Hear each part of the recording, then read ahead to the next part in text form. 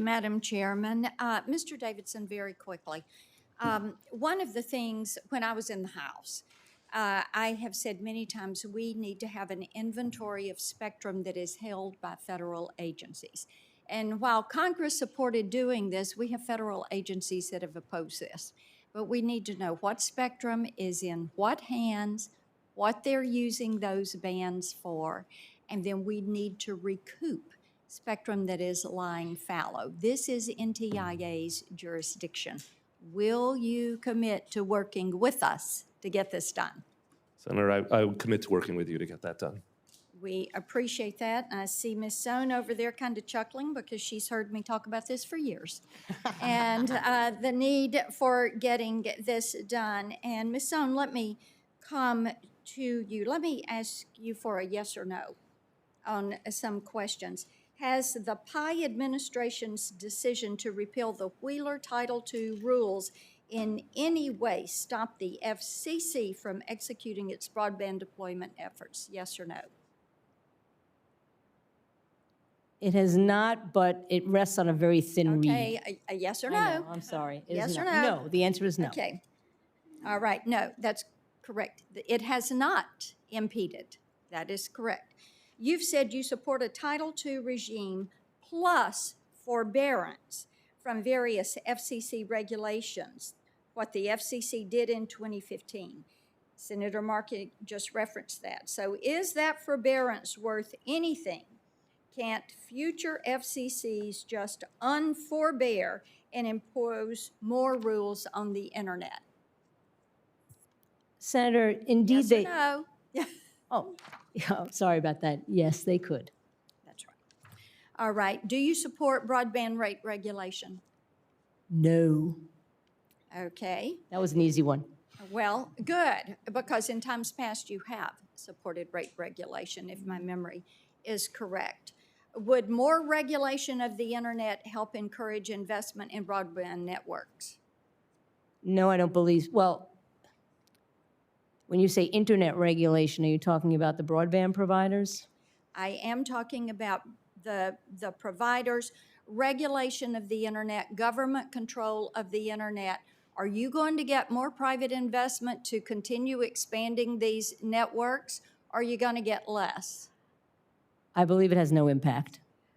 I would say you're wrong about that, because look at what has happened by networks being able to get out there and expand broadband. There are a lot of counties in Tennessee, our 95 counties, where they have partnered up with state grants. They've partnered up with federal grants. They've partnered up with ILECs and CLECs and electric power co-ops. And we have very rural counties that are close to having fiber across the entire county.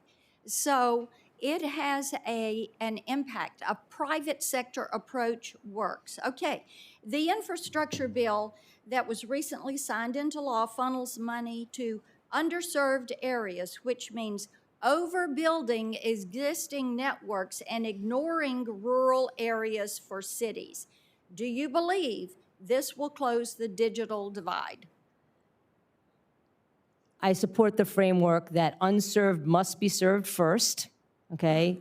And then and only then, after the states prove to the NTIA that unserved is served first, then you could spend money on underserved. Yes, because one of the downfalls of the Obama era was the overbuilding of networks, of existing networks in cities, and the rural areas were left behind.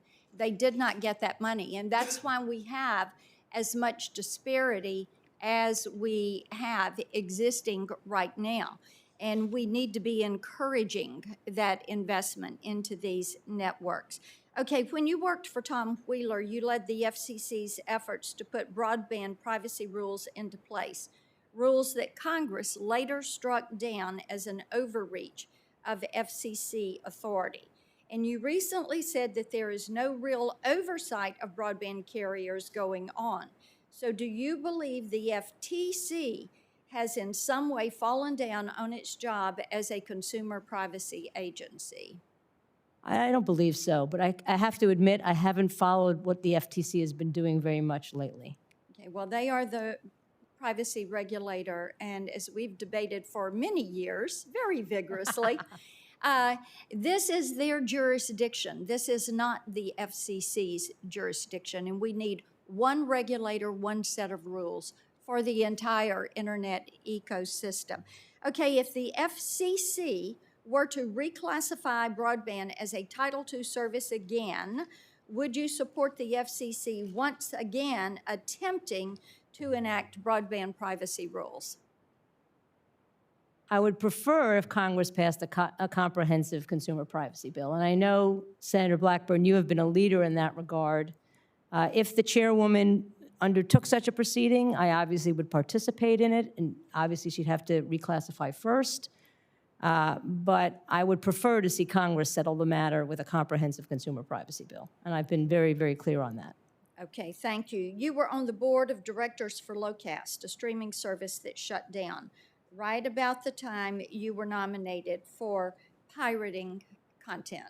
Locast was shut down for pirating content. Despite your talk about valuing content, it seems like you're not being consistent in your value of protecting intellectual property of creators.